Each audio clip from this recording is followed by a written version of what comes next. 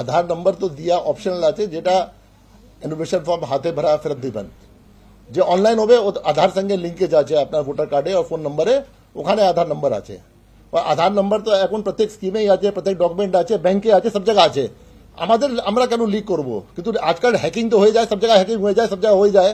এটা তো data protection তো করবে ইসিআই যে সার্ভার আছে, ইসিআই সার্ভারে আছে সব জিনিস, তো ইসিআই সার্ভার আছে, এখানে স্টেট ডেটা সেন্টারে আছে।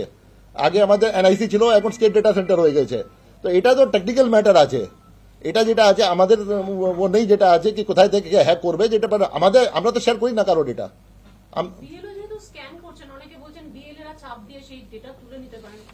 সেটা দেখো, সেটা যদি আমার কাছে স্পেসিফিক কমপ্লেন হবে না, আমি আনসার করতে পারবো না কে স্ক্যান করছে, নি করছে, কি করছে, যেটা আছে আই কান্ট রিপ্লাই অন হিয়ারসে যেটা আছে। সীমান্তবর্তী যে জেলাগুলো রয়েছে অনেক জায়গায় সিএএ ক্যাম্প হচ্ছে, সেই জায়গা থেকে কি আপনারা ওই ডেটাগুলোকে, মানে যারা যারা যারা ওখানে নাম তুলছেন তাদের ডেটা কি কালেক্ট করবেন, তালিকা চেয়ে পাঠাবেন? কারণ তারাও তো ভোটার তালিকায় নাম তুলতে চায়। ভাই যে চাইছে নি চাইছে, আপনাকে আগাম বলছি, যার কারেন্ট ভোটার লিস্টে নাম আছে 27 অক্টোবর রাত্রি 12টার সময়, 28 অক্টোবর 00 আওয়ার্স, প্রত্যেক লোক এনুমেরেশন ফর্ম পাবে। এনুমেরেশন ফর্ম পাওয়া পরে যার 2002 সঙ্গে লিঙ্কেজ হবে ওটা লিঙ্কেজ হবে, যার লিঙ্কেজ হবে না এনুমেরেশন ফর্ম ভরবে তো ওটা হিয়ারিং হবে। এই সিএ ক্যাম্প নিয়ে ইসিআই কোনো রোল নেই। সিএ ক্যাম্প আছে, এটা সিটিজেনশিপ যেটা আছে ওটা এমএসএ দে, ওটা আমাদের কোনো রোল নেই। আমরা কেন ওখান থেকে তথ্য নেব, কি করব? আমরা কোনো অর্গানাইজেশন থেকে তথ্য নিই না unless that is mandated by our act or that is required for the discharge of our duties, that too with the approval of the act. না, যেটা আছে এ তো ইসিআই ডিসিশন আছে কি ডেটা এন্ট্রি অপারেটর যে এখন কন্ট্রাকচুয়াল আছে, ECI decision আছে, ওদেরকে ইউজ করা যায় না। মাঝে একটা কমপ্লেন্ট হয়েছিল এখানে, মতলব ইসিআই থেকে এসেছিল, ইনকোয়ারি করে রিপোর্ট গিয়েছিল ইসিআই কাছে, যেখানে আনফর্চুনেট হলো, কিছু অ্যাকশন হলো, সাসপেন্ড হলো, অ্যান্ড একজন ডেটা এন্ট্রি অপারেটর জন্য বি ইসিআই বলেছিল অ্যাকশন নেওয়ার জন্য। ওই সময় দেখা গেছে ডেটা এন্ট্রি অপারেটর তো কাজের মধ্যে ছিলই না। তো ইসিআই ওই সময় ডাইরেকশন দিয়েছিল কি কোনো কন্ট্রাকচুয়াল ডেটা এন্ট্রি অপারেটর কে ইউজ করা যাবে না ফর ইলেকশন রিলেটেড ওয়ার্ক। আর এটা এসআইআর নেই, এসআইআর আগে থেকে চলছে। অ্যান্ড আমরা তো চেয়েছি যেটা আছে, আমরা যেটা আছে ডেটা এন্ট্রি অপারেটর জন্য ইসিআই সঙ্গে আলাপ করলাম। ইসিআই বিহারে বললো বিহার এসআইআর হয়ে গেছে, বিহারে একটা টেন্ডার হয়েছে, ওরকম টেন্ডার আপনারা ফ্লোট করতে পারেন। এই জন্য আমরা টেন্ডার ফ্লোট করেছি যেটা আছে। টেন্ডার ফ্লোট করার পরে যে বি আপনার রুল আছে, ই টেন্ডার করা ফাইন্যান্সকে পাঠায়, আমরা পাঠিয়েছি যেটা আছে। বিহারের প্রসঙ্গ নিয়ে অভিষেক বন্দ্যোপাধ্যায় আজকে ভার্চুয়াল মিটিং এ প্রশ্ন তুলেছে যে এসআইআর প্রক্রিয়া যদি এতই স্বচ্ছ হয় তাহলে বিহারে ভোটের শতাংশ শেষ 1 ঘন্টায় 15% বাড়লো কি করে? দেখুন, এটা তো আমি তো বিহার দেখছি না, আমি বিহার প্রসঙ্গ কোনো তুলিনি। ইসিআই বলেছে ডেটা এন্ট্রি অপারেটর নিয়ে কি যেমন বিহার করেছে আপনারা ওটা টেন্ডার ফ্লোট করে দেবেন। বিহারে ইলেকশন কি আছে I cannot answer, I am the CO of West Bengal, neither I am a ECI, neither I am the CEO Bihar. How can I answer that question? Please be very specific in the questions.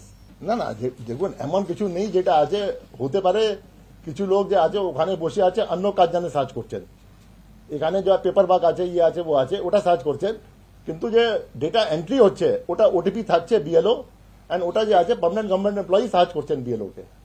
এক দাদা government এগিয়ে এসছেন BLO কে search করার জন্য আর exercise কে search করার জন্য, তো এমন কোনো নেই যেটা আছে।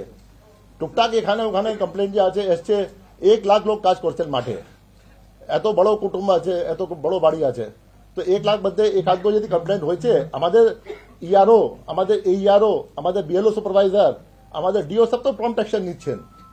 এমন তো কোনো গন্ডগোল নেই যেটা আছে কি এখানে এটা হয়ে গেছে ওখানে হয়ে গেছে, যদি কোনো ভুল ভ্রান্তি হয়ে গেছে শোনা আমরা পিছনে পড়ে যাবো ওর লোকে। section of BLOs are protesting. The section of BLOs are protesting. They are saying there's too much of work pressure. There is a connectivity problem, and they have done march also. Some of them are also waiting here, and there's a whole lot of politics to it. You are not going to answer on the politics definitely.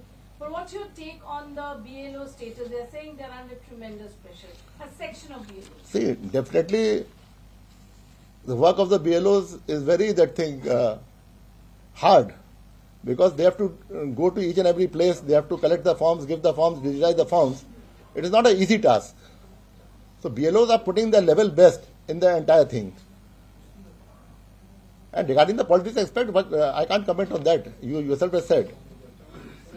Sir আপনি বিরোধীদেরকে They are waiting here. ইত্যাদি করলেন কিন্তু They are waiting here. Some of them are waiting here, and they are saying that even net connectivity is a problem. and they So can't- net connectivity, in fact, the additional CEO told you earlier, that wherever the connectivity issues are there, we held a meeting today with all the telecom operators and the Ministry of Telecom official. And they said that, according to them, it's okay, but we said it's faltering in some places sometimes. So they said there's a WhatsApp group which is operational during the elections, but it's still operational where the officers of the CEO are there and these people are there. So I asked them to add the DOs there.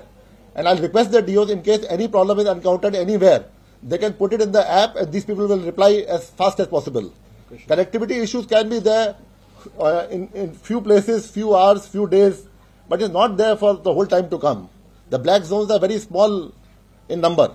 And anyway, we have told the BDOs also, we have told the DAOs also that centralized spaces can be there. Wherever the issues are there, Wi-Fi connectivity is there, many people can sit together and do the digitization work there.